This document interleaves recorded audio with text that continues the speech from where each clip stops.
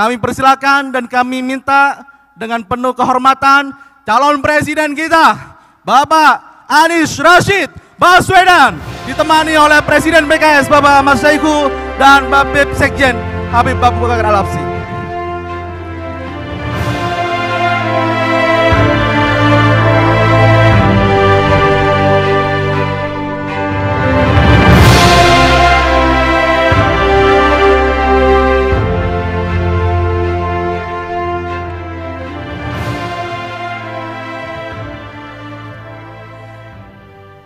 Baik, Bapak Ibu semuanya, sudah hadir calon presiden kita dan kita ingin mendengarkan gagasan, visi, misi akan dibawa kemanakah Indonesia kita. Dan sudah hadir di sini, insya Allah kita menyaksikan langsung. Dan kalau kita lihat beberapa lembaga survei terakhir nih, Habib Sekjen, Bapak Capres, Amin elektabilitasnya rebound dan mengalami peningkatan yang luar biasa. Unstoppable winning. Saya menduga karena Pak Capres begitu aktif menyampaikan gagasan-gagasan yang luar biasa brilian. Dan insya Allah pada hari ini, siang hari ini kita akan mendengarkan langsung. Dan saya berikan waktu dan tempat kepada calon presiden kita, Bapak Anies Rashid Baswedan, untuk menyampaikan paparan visi misinya. Sekali lagi kita kasih aplaus yang meriah buat calon presiden kita, Bapak Anies Rashid Baswedan.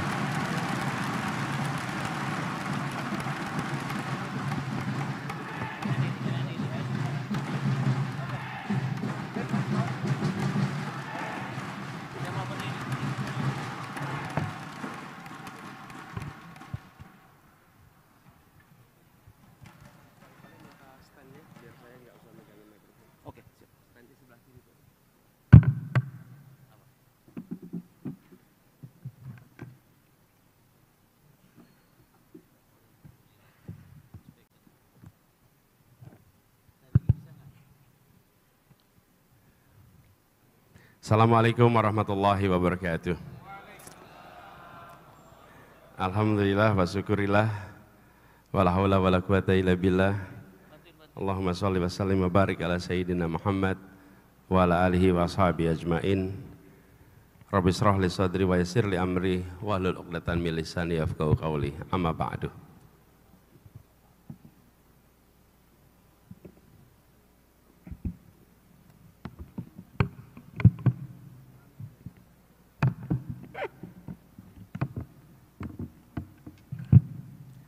Yang saya hormati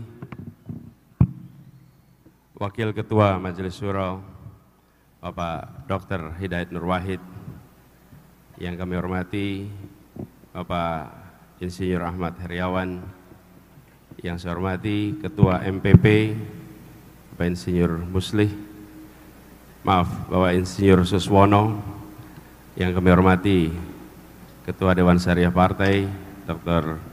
Kiai Haji Muslih Abdul Karim, yang kami hormati Presiden PKS Bapak Haji Ahmad Saiku, Sekjen yang saya hormati Habib Abu Bakar Al-Habsyi, Bendahara Umum Bapak Haji Mahfud Abdurrahman, dan seluruh para kepala daerah, para anggota legislatif, Ketua DPW PKS Indonesia, dan seluruh keluarga besar PKS yang hadir bersama pada kesempatan hari ini.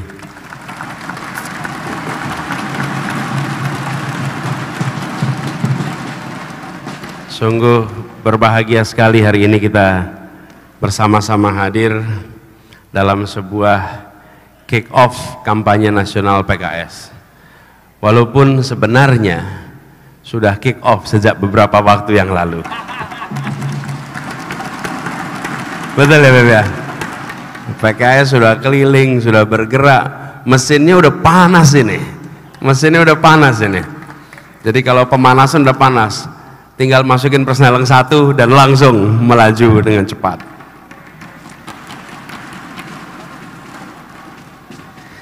Jalan perjuangan pasti berbatu. Amin. Gitu ya. Amin. Sebab menang menanti di ujung jalan. Amin. Ikhtiar berjuang Amin nomor 1, bersama PKS nomor 8 dan menang.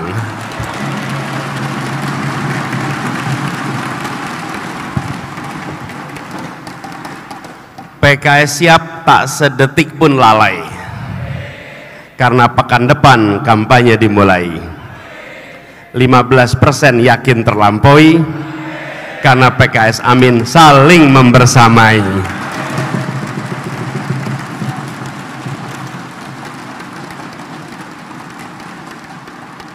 Pak Presiden, betul 15% Pak Sekjen ya? Kelihatannya terlampaui Pak Sekjen ini.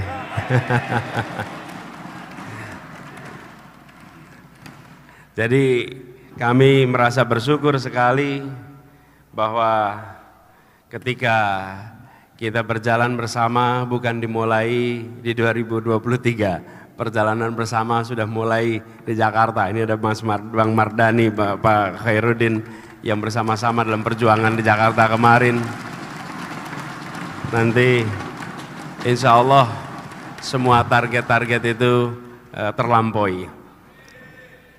Apalagi kita membawa narasi perubahan dan PKS konsisten dalam menjalankan perjuangan untuk keadilan selama bertahun-tahun ini. Jadi kita merasa bersyukur sekali. Saya baru saja tiba kemarin ada acara Hidayatullah di Balikpapan, tadi pagi di Madiun. Saya bersama-sama kemarin dengan Bang Tamsil Lindrung, ini keluarga besar PKS juga yang sedang di sana. Karena beliau keluarga besar Hidayatullah juga kemarin. Nah, dalam kesempatan ini saya dapat tugas untuk bercerita tentang visi misi. Jadi kami akan sampaikan beberapa hal dasar terkait apa yang menjadi agenda kita. Walaupun saya yakin sebenarnya semua para pimpinan, anggota legislatif, calon anggota legislatif sudah selama ini juga berkecimpung di tema yang sama. Jadi izinkan saya menyampaikan secara ringkas saja, secara terstruktur apa yang menjadi agenda bagi perjuangan kita bersama ke depan. Ini adalah sebuah ikhtiar untuk melakukan perubahan, dan kita sering menemukan pertanyaan tentang kenapa harus ada perubahan. Saya rasa ketika kita bicara perubahan yang menyangkut rumah tangga, yang menyangkut kondisi perekonomian, bagi sebagian yang sudah merasakan nikmatnya pembangunan, perubahan itu seperti sesuatu yang tidak diinginkan. Karena perubahan itu seakan-akan hanya menjadi agenda yang belum dapat, agenda yang termarginalkan. Tapi beberapa minggu ini kita menyaksikan kondisi kenegaraan yang mengalami keunikan-keunikan baru. Dan keunikan-keunikan baru itu membuat mereka yang sudah merasakan manfaat pembangunan mulai berpikir, ya betul, memang kita perlu perubahan di negeri ini.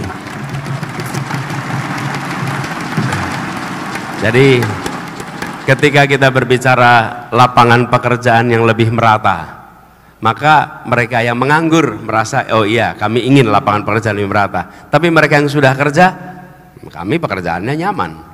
Kita bicara tentang kebutuhan pokok yang lebih terjangkau, mereka yang makmur, yang mampu menjangkau, itu bukan hal yang kami merasa penting. Begitu juga dengan kesehatan, bicara tentang kesehatan, pendidikan. Tapi akhir-akhir ini mendadak ada kesadaran baru, kita perlu mengembalikan kewarasan dalam bernegara.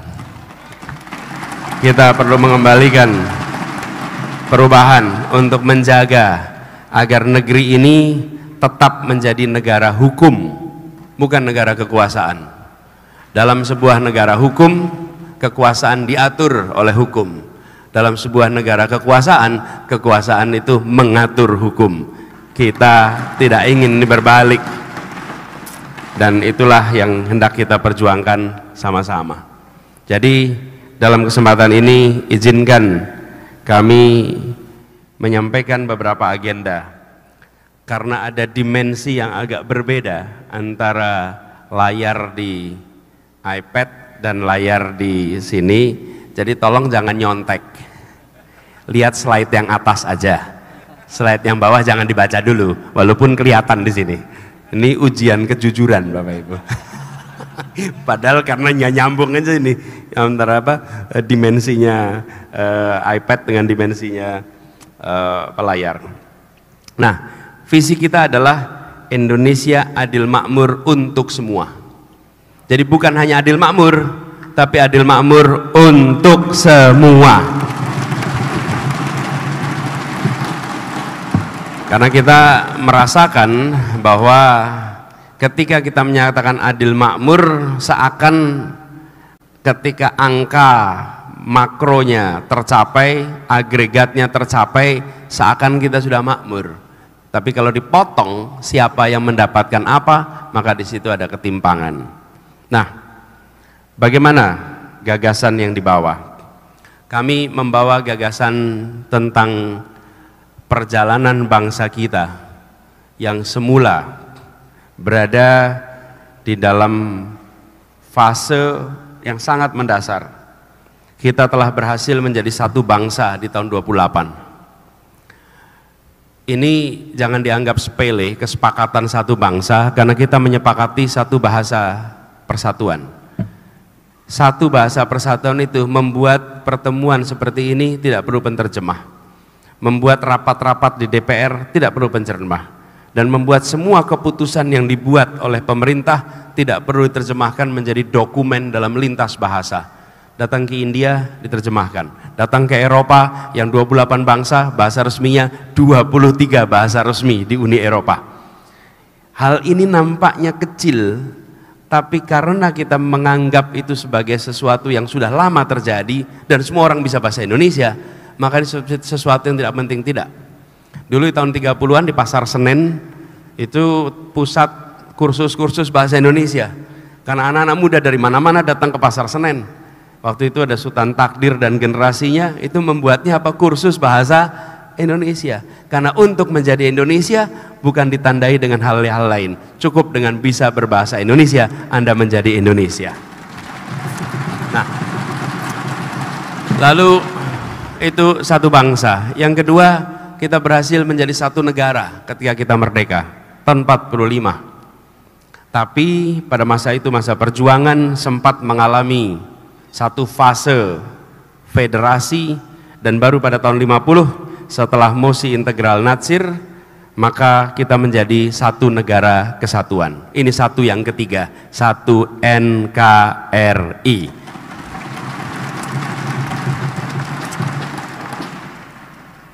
Lalu satu yang keempat adalah satu tanah air tahun 57. Karena sampai dengan tahun 57 itu kita masih menyebut yang disebut sebagai Indonesia hanya tanahnya. Air kita, laut-laut kita, Laut Jawa, Laut Arafura, Selat Sulawesi, dan lain-lain, itu bukan bagian dari Indonesia. Itulah perairan internasional. Dimulailah wawasan Nusantara dengan deklarasi Juanda, tapi baru diakui dunia tahun 82, 25 tahun perjuangan, dan yang memperjuangkan, ya betul nih, kalau Banjabar tepuk tangan boleh nih, Banjabar tepuk tangan ya. Karena yang memperjuangkan itu, yang mendeklarasikannya Juanda, orang dari Tasik, yang mengikhtiarkannya Muhtar Kusumaatmaja, juga dari Banjabar. Jadi gak aneh nih kalau Banjabar tepuk tangan. Nah, tahun 82 kita baru diakui dunia sebagai satu tanah air. Nah, sekarang PR kita yang kita emban misinya tadi, Indonesia adil makmur untuk semua, karena kita ingin nantinya menghadirkan satu kemakmuran bagi seluruh rakyat Indonesia. Kita tidak menginginkan lagi Indonesia yang ada ketimpangan-ketimpangan, yang kemakmurannya jomplang antar wilayah. Ini bukan perjuangan yang sederhana, tapi kita harus memiliki keteguhan untuk mau menjalani perjuangan ini. Bapak Ibu sekalian, ketika saya menceritakan peristiwa dari tahun 28, lalu peristiwa 45, 50, 57, itu 8 menit selesai Bapak Ibu. Tapi bagi yang menjalani dari tahun 28 sampai 45 itu 17 tahun Bapak Ibu sekalian. 17 tahun. Anies menceritakan 5 menit selesai. Dari 45 sampai 82 kita diakui itu perjalanannya 47 tahun Bapak Ibu sekalian. Dari 45 sampai. Jadi ketika kita mengatakan tahun 45, maka kita harus siap-siap ini. Ini perjalanan 22 tahun ke depan. Bila kita kerjakan serius, insya Allah bisa tercapai 22 tahun kemudian. Ini membutuhkan stamina perjuangan. Perjalanan ini dari 28 sampai tahun ini 2023, ya kalau diceritakan 10 menit selesai. Bagi yang menjalani, wih panjang sekali perjalanan ini. Maka itu diperlukan stamina yang kuat. Nah, untuk itu kita memiliki PR Bapak Ibu sekalian. Dan kami memiliki usulan visi 8 jalan perubahan menuju satu kemakmuran.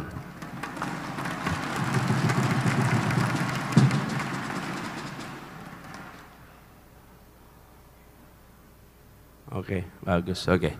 Terima kasih sudah disesuaikan ukurannya. Jadi 8 jalan ini yang nanti kalau Bapak Ibu sekalian berkenan untuk bisa mendownload juga di dalam aplikasi Bapak Ibu semuanya.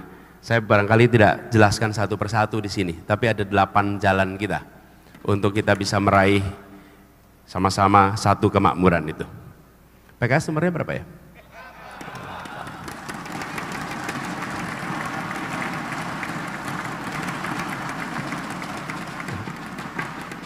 Cuman tanya aja sih. Nah, sebelum barangkali mau sambil mendownload, kami sampaikan linknya. Ini adalah visi dan misi yang bisa Bapak Ibu download bersama, dan dengan mendownload ini nanti Bapak Ibu bisa sama-sama ambil filenya yang harapannya bisa dibaca, bisa menjadi bahan. Tapi satu hal yang pasti, visi misi kita diterjemahkan dalam sebuah dokumen. Dokumennya menyangkut 2 aspek. Satu aspek sektor, yang kedua aspek wilayah. Dan bisa dibilang satu-satunya dokumen visi misi yang menjelaskan rencana ke depan dengan pendekatan sektoral, hanya visi misi yang kita susun. Jadi ada 8 sayap kemajuan, tadi 8 hal, tapi juga tidak kalah penting, selain 8 itu, apa untuk Sumatera, apa untuk Jawa, apa untuk Kalimantan, apa untuk Bali Nusa Tenggara, apa untuk Sulawesi, Maluku, Papua, kawasan pesisir, kawasan kepulauan, pedalaman. Jadi program itu bukan program sektoral saja, tapi juga teritorial. Karena seringkali kebijakan yang disusun dari pemerintah pusat mengasumsikan Indonesia ini seakan sama, padahal kita punya tantangan yang berbeda-beda. Nah, itu sebabnya visi dan misinya dibuat menjadi 2. Satu adalah terkait tema, tapi kemudian yang kedua terkait dengan teritori. Nah, apa ketimpangan-ketimpangan yang terjadi? Kita menyaksikan pertumbuhan ekonomi yang bervariasi dan pertumbuhan ekonomi yang tidak berdampak besar pada penyediaan lapangan pekerjaan. Bila dilihat Bapak sekalian, mana yang dari Maluku Utara di sini? Ada enggak Maluku Utara? Oke, itu Maluku Utara. Di sana laju pertumbuhan PDB-nya adalah 23%. Tapi penurunan tingkat penganggurannya itu hanya 0,08%. Jadi 1% aja nggak sampai. Dan kalau lihat semua wilayah, penurunan tingkat pengangguran terbuka itu rendah sekali. Kami ingin ini berubah. Lalu kita perhatikan beberapa waktu ini, investasi menanjak, tapi serapan tenaga kerja justru menurun. Bapak Ibu coba perhatikan di slide ini. Yang biru itu adalah investasi sejak tahun 2013 sampai dengan tahun 2022. Apa yang terjadi? Meningkat dari hampir 400 triliun menjadi 1.200. Itu artinya naik 3 kali lipat. Tapi ketika melihat penyerapan tenaga kerja per 1 triliun investasi, maka kita menurun dari 4.500 menjadi 1.100. Artinya investasi kita meningkat, tapi justru efek pada penyerapan tenaga kerjanya menurun. Mengapa ini terjadi? Karena kita tidak mengambil sektor-sektor yang menyerap tenaga kerja. Kita mengambil sektor-sektor yang capital intensif tapi tidak labor intensif. Sebagai contoh, ketika pertambangan itu didorong, maka dia hanya menyerap 1% tenaga kerja. Tapi kalau kita mendorong di sektor pertanian dan manufaktur, maka akan terjadi peningkatan 44%. Jadi kita melihat ini sebagai sebuah langkah yang perlu kita lakukan ke depan. Apa yang kita ingin dorong Bapak Ibu sekalian? Kita ingin agar kualitas SDM kita meningkat secara drastis. Bapak Ibu mohon berkenan melihat peta ini. Di Jawa dan Sumatera tahun 2013 IPM-nya 69,8. Ini angka paling kiri bawah. Lalu kita lihat Kalimantan, Bali, Nusa Tenggara, Sulawesi, Maluku, Papua tahun 2022 angkanya 69. Apa artinya? 2013 di Jawa Sumatera sama dengan 2022 di luar Jawa Sumatera. Ini membahayakan. Keterlambatannya 10 tahun. Bukan soal angkanya selisih 4 poin. Bukan, tapi untuk menaikkan angka 4 poin itu dibutuhkan 10 tahun waktu. Jadi ketinggalan jangan dipandang berapa poin, tapi ketinggalan berapa tahun. Bila ini tidak diselesaikan, maka tadi pertumbuhan ekonomi timpang, penyediaan lapangan pekerjaan timpang, lalu kualitas SDM-nya timpang, maka bila kita bicara persatuan Indonesia, maka menjaganya akan amat sulit sekali. Akan sangat sulit sekali. Bapak Ibu sekalian, ingat Balkanisasi. Balkanisasi itu di Yugoslavia, pecah menjadi 8 negara. Makedonia, Bosnia, kemudian Serbia, dan lain-lain. Yang kita ingat adalah konflik etnis. Konflik etnis itu di paling ujung. Sebelum itu, selama durasi waktu yang panjang, ketimpangan ekonomi yang kontras sekali. Ketimpangan lapangan pekerjaan yang kontras sekali. Dan ketika itu dibiarkan begitu saja, pemantiknya bisa apa saja, muncullah keretakan. Ini yang harus dijaga di Republik ini. Karena itu mengapa tadi saya sampaikan kita perlu satu kemakmuran supaya 4x1 yang sudah kita lewati tetap utuh sampai perjalanan Indonesia untuk waktu yang amat panjang. Karena menjaga persatuan itu ditopang dengan perasaan keadilan, perasaan kesetaraan. Sulit membangun persatuan dalam ketimpangan. Kalau ada sebuah negara yang bersatu dalam ketimpangan, kita pengen lihat contohnya. Nggak ada. Karena itu justru ketimpangan harus diselesaikan supaya kita bisa menjaga keutuhan dan supaya semua yang menjadi penduduk Indonesia merasakan kesempatan kemajuan yang sama. Nah, ini ilustrasi Bapak sekalian betapa selama ini masalah ketimpangan tidak menjadi agenda serius. Soal pemerataan tidak menjadi agenda serius.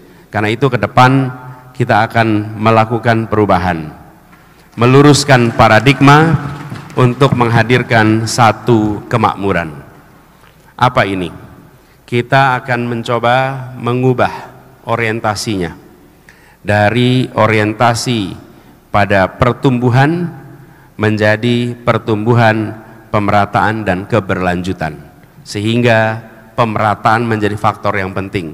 Membesarkan kue itu baik dan perlu dan harus diteruskan, tapi memastikan kuenya terbagi dengan benar untuk semua itu tidak kalah penting. Dan membaginya dengan cara yang berkelanjutan membuat generasi masa depan masih bisa merasakan kue yang dibuat pada hari ini. Itulah sebabnya keberlanjutan jadi penting. Yang kedua, pendekatan sektoral menjadi pendekatan sektoral dan teritorial yang tadi saya sampaikan. Yang ketiga, dari orientasi menyelesaikan proyek pemerintah menjadi menuntaskan persoalan yang senyatanya dihadapi oleh warga. Mindsetnya beda ini. Nah, ini semua Bapak sekalian membutuhkan perubahan yang cukup serius. Disinilah kita melihat pentingnya untuk mengambil jalan perubahan, karena kita ingin ada 4 pilar atau 4 ruang yang akan mengalami perubahan, tentang manusianya, ruang hidupnya, interaksinya, institusinya. Dan di 4 ini kita berharap terjadi perubahan yang cukup serius dan mendasar. Bapak Ibu sekalian kami hormati, ini semua adalah bagian dari ikhtiar kita untuk melakukan perubahan terkait dengan bagaimana memeratakan. Lalu yang tidak kalah penting, kita ingin mengembalikan peran koperasi sebagai salah satu soko guru perekonomian Indonesia.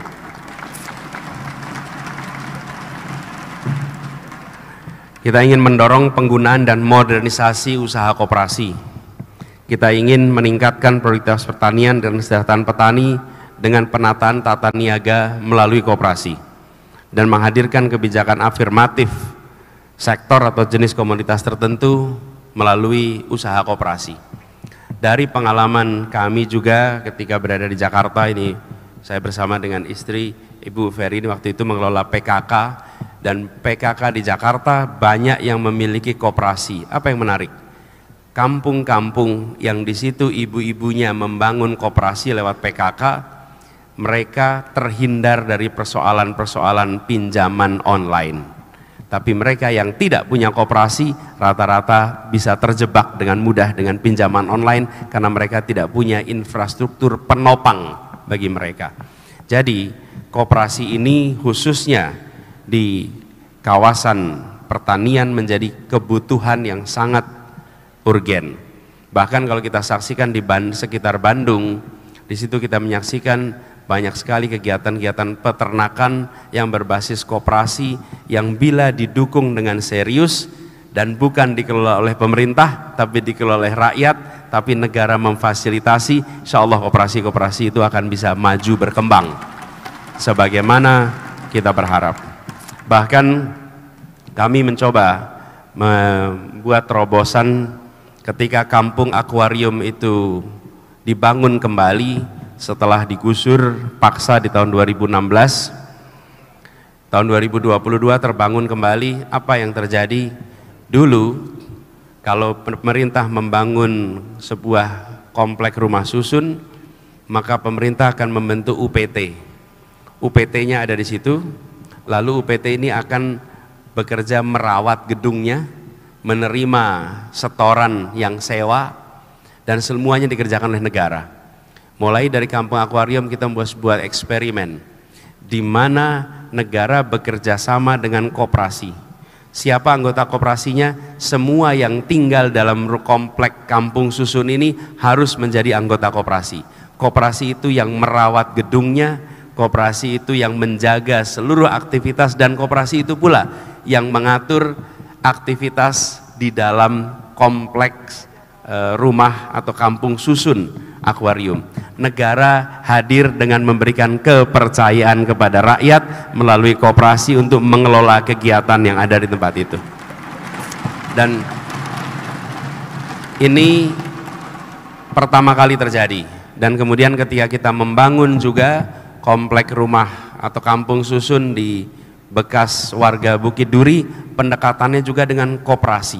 Dan kami sering sampaikan, mereka-mereka yang tinggal di sana bisa saja secara sosial ekonomi masih rendah, tapi bukan berarti komitmen kejujuran mereka rendah, bukan berarti komitmen kerja mereka rendah. Justru mereka memiliki kemampuan untuk bekerja bersama, kemampuan untuk bisa mandiri, dan disiapkan institusi koperasi, negara bisa membantu lewat institusi koperasi ini. Jadi ini bukan sesuatu yang baru mau dikerjakan, ini sudah dilaksanakan, tapi kita berharap bisa mengembangkan bukan saja untuk pengelolaan sebuah rumah atau komplek perumahan, tapi juga untuk aktivitas-aktivitas yang lain.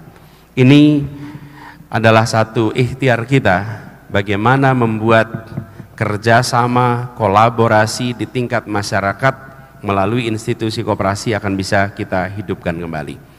Bapak Ibu sekalian saya hormati, dari apa yang kami sampaikan masih banyak sekali aspek yang sesungguhnya menjadi perhatian kita. Kalau kita perhatikan di sini ada begitu banyak aspek yang kita hendak bahas. Waktu tidak memungkinkan untuk membahas semuanya. Tapi kami ingin sampaikan Bapak sekalian dalam kesempatan ini bahwa penyusunan kebijakan harus mendasarkan kepada ideologi. Bila kebijakan di level nasional tanpa ideologi, maka KL, kementerian, lembaga akan bergerak tanpa arah. Mereka akan bergerak dengan arahnya sendiri-sendiri. Dan kemudian pemerintah, provinsi, kabupaten, kota akan bergerak dengan jalannya sendiri-sendiri. Kenapa? Karena tidak ada garis ideologi yang diterapkan dari tingkat pimpinan nasional. Saya sering sampaikan di dalam pertemuan-pertemuan, bila kita memimpin 20 orang, maka kita beri tugas setiap orang, tugasnya A, B, C, D, 20 orang. Bila kita memimpin 200 orang, maka kita memimpin dengan membangun struktur organisasi, dengan membangun SOP, dengan menerapkan target. Tapi kalau memimpin 200.000 orang atau 200 juta orang, maka memimpinnya menggunakan nilai dan ideologi. Karena dari situ kemudian diturunkan menjadi struktur organisasi, diturunkan menjadi kegiatan, dan diturunkan menjadi tugas-tugas. Ini yang hendak kita pegang. Apa ideologi yang kita ingin pegang? Kita ingin mengembalikan pada tujuan awal Republik ini. Republik ini didirikan untuk sebuah tujuan akhir yang tegas, yaitu menghadirkan keadilan sosial bagi seluruh rakyat Indonesia.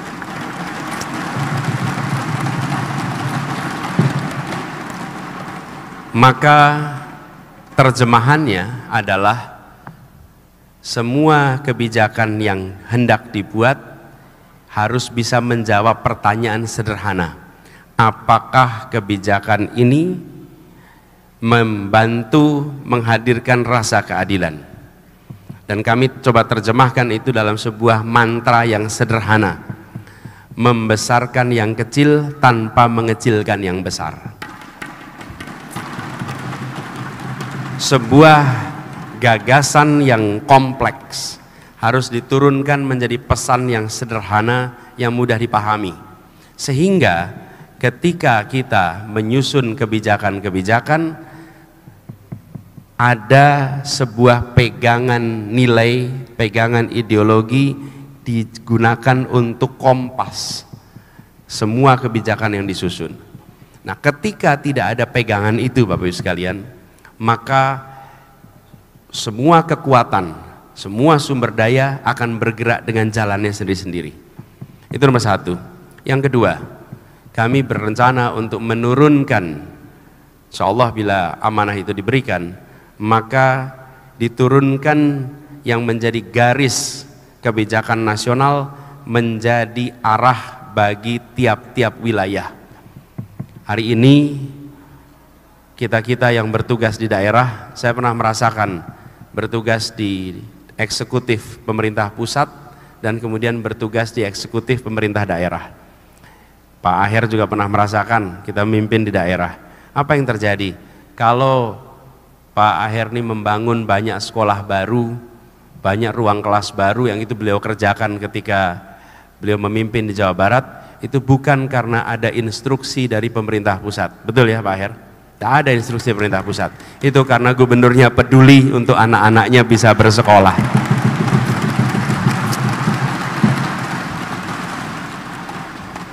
Jadi kalau ditanya kenapa Pak Her membuat itu, bukan karena guideline dari pusat, tapi karena gubernurnya peduli.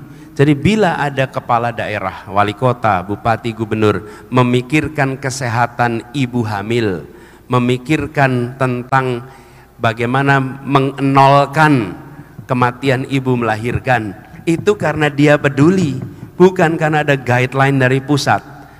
Kita harus mengubah ini, bahwa apa yang menjadi orientasi untuk menghadirkan keadilan, untuk memberikan kemakmuran yang merata, diturunkan menjadi target-target yang tiap provinsi, kabupaten, kota memiliki secara spesifik satu-satu.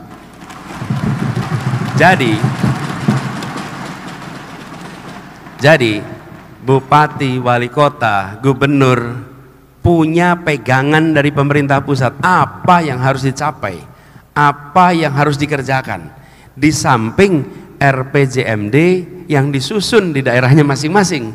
Tapi guideline itu, kenapa? Pemerintah pusat mengirimkan dana transfer yang banyak sekali, tapi dana transfer ini tidak diiringi dengan target dan indikator. Kalau itu, maka apa yang terjadi? Ketimpangan di mana-mana. Bayangkan ada sebuah wilayah, ini saya beri contoh, tidak saya sebut namanya, tapi nama kabupaten dan kotanya satu kata, sama. Kabupatennya mengalokasikan APBD-nya untuk pendidikan sekitar 80.000 per siswa per tahun. Kotanya mengalokasikan hampir 300.000 per siswa per tahun. Jomplang dalam satu wilayah yang sama. Dan bila dibandingkan dengan daerah lain, kita akan ketemu itu, di mana media luput memperhatikan, sosial media tidak memperhatikan, masyarakat setempat tidak memperhatikan betapa kabupaten, kota, dan provinsi itu tidak memberikan porsi yang cukup untuk alokasi pendidikan. Nah, ini luput, tapi bila ada guideline dari pusat, itu sebabnya kami merasa penting sekali. Nomor satu, ada ideologinya, yang kedua, terjemahan teknokratisnya. Dengan begitu, maka apa yang menjadi target nasional bisa nyambung dengan target di tiap-tiap daerah, dan itu disambungkan dengan transfer yang dikirim ke daerah. Insya Allah dengan cara seperti itu, maka adil makmur untuk semua benar-benar bisa kita laksanakan.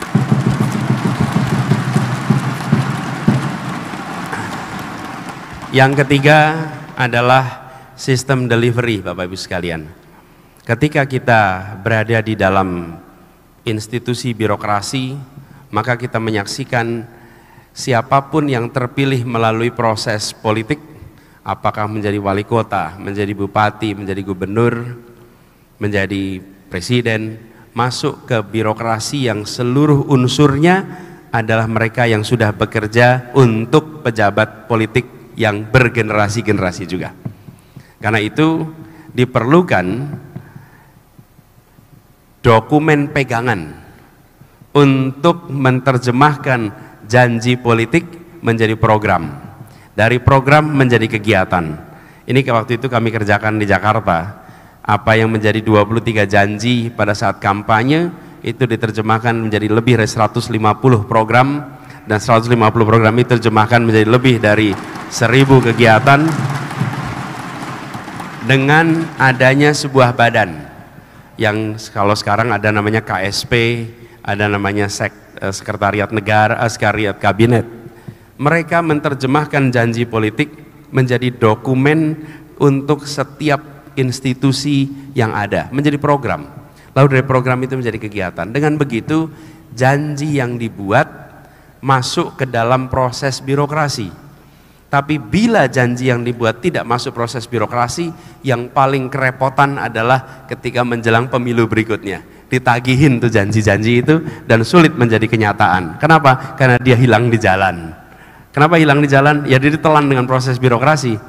Dan birokrasi itu dengan mudah sekali menelan semua program yang dijanjikan itu.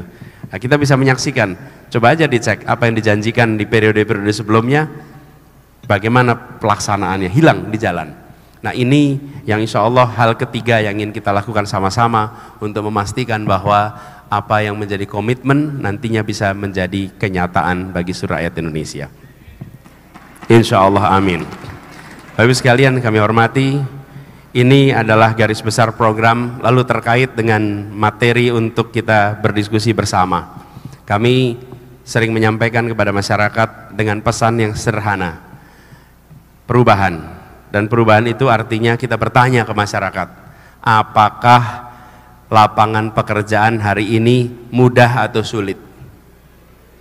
Kalau jawabnya sulit, pertanyaan berikutnya, apakah mau diteruskan?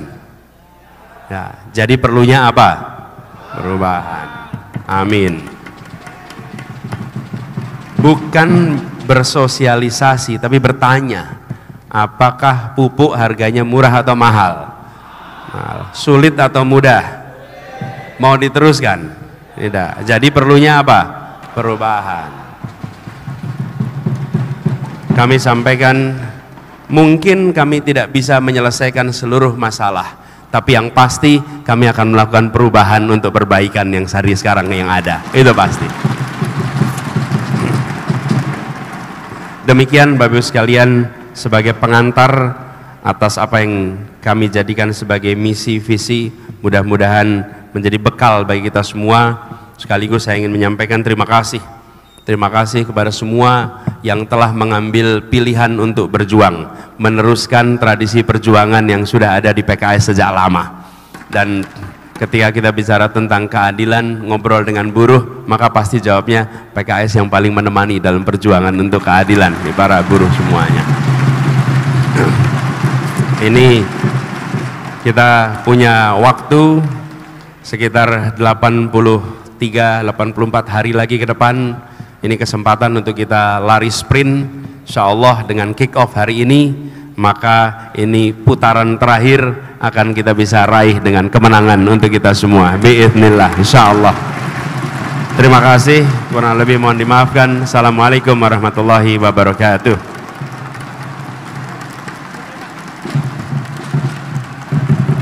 Amin. Amin. Amin. Ayo Bang Anies, kita bergembira.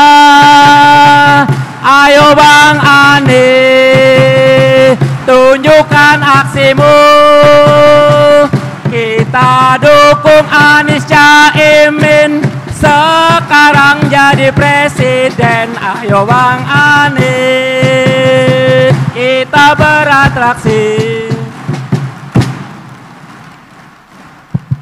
Luar biasa. Dari Bekasi ke Setu Babakan. Amin jawabnya ya. Kita ulangi ya. Dari Bekasi ke Setu Babakan. Mampir di jalan beli gorengan. Visi misi sudah dipaparkan. Semakin optimis, raih kemenangan.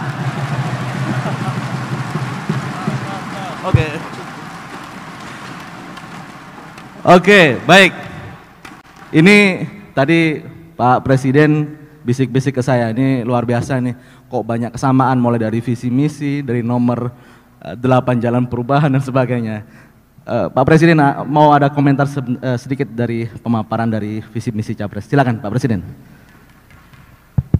Assalamualaikum warahmatullahi wabarakatuh.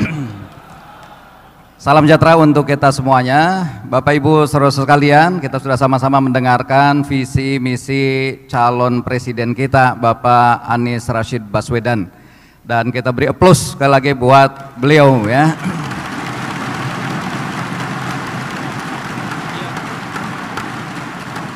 Saya kira setelah mendengar paparan apa yang tadi disampaikan oleh Pak Anies, ya kita sepakat dengan visi misi Pak Anies, yaitu merealisasikan adil makmur untuk semua. Sepakat nggak? Nah, apalagi tadi udah dijelaskan dengan gamblang bahwasanya ini bukan untuk segelintir manusia yang semuanya adil makmur ini. juga untuk bukan satu kawasan saja, tapi untuk seluruh wilayah negara kesatuan Republik Indonesia, semuanya hidup sejahtera ya. Nah, tentu untuk merealisasikan itu tadi sudah sangat jelas beliau gamblang ya, bahwa perlu ada 8 jalan perubahan dan 8 sayap kemajuan.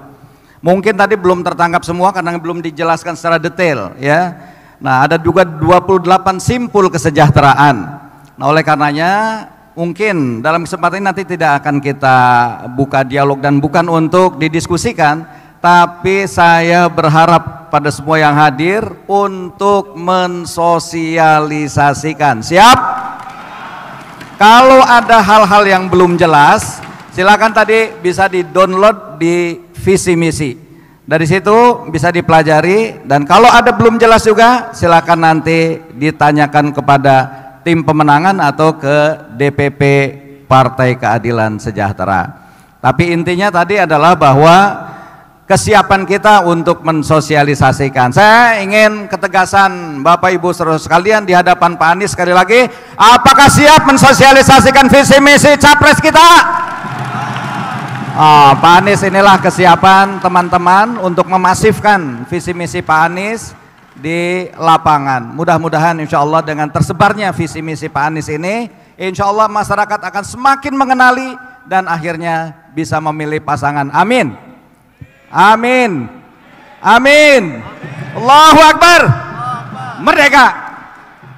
Dan Pak Anies, mungkin perlu juga Pak Anies mengetahui bahwa hari ini kita melakukan kick off pemenangan pemilu 2024. Dan di antara yang tadi kita lakukan dalam kick off ini ada beberapa hal. Yang pertama adalah PKS menang 2024, DKI Jakarta tetap ibu kota negara.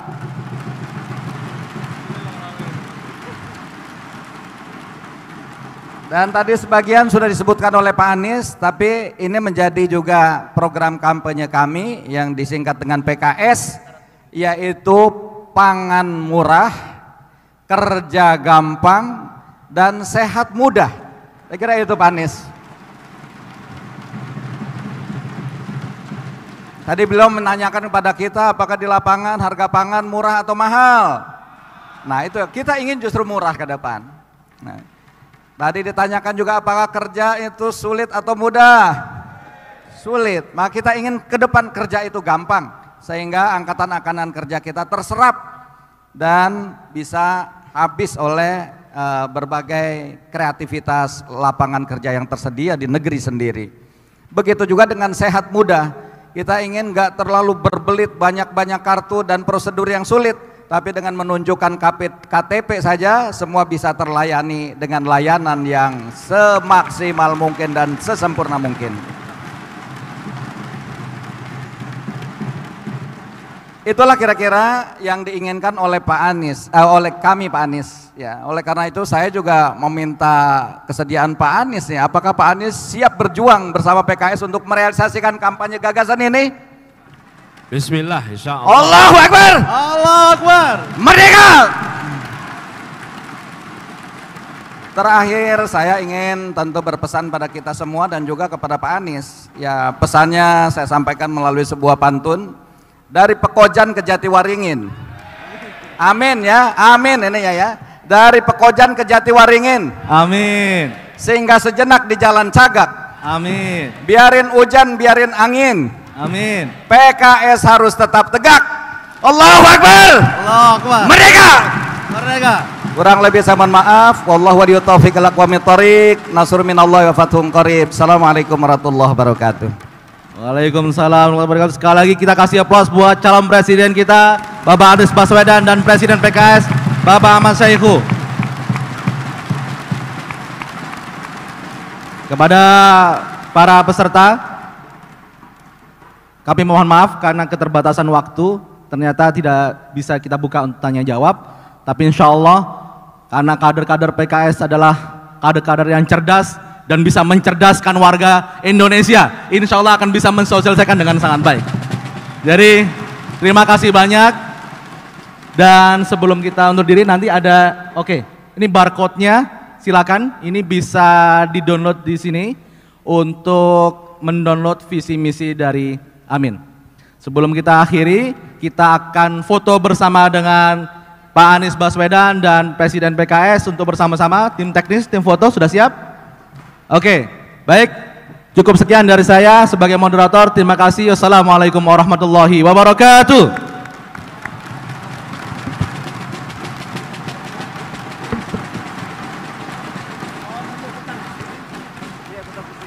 Ya, kami mohon para anggota DPTP, Bapak Dr. Muhammad Hidayatul Wahid, Bapak Dr. Ahmad Heriawan, Wakil Bapak Bendara Umum, Ketua MPP, Ketua DSP.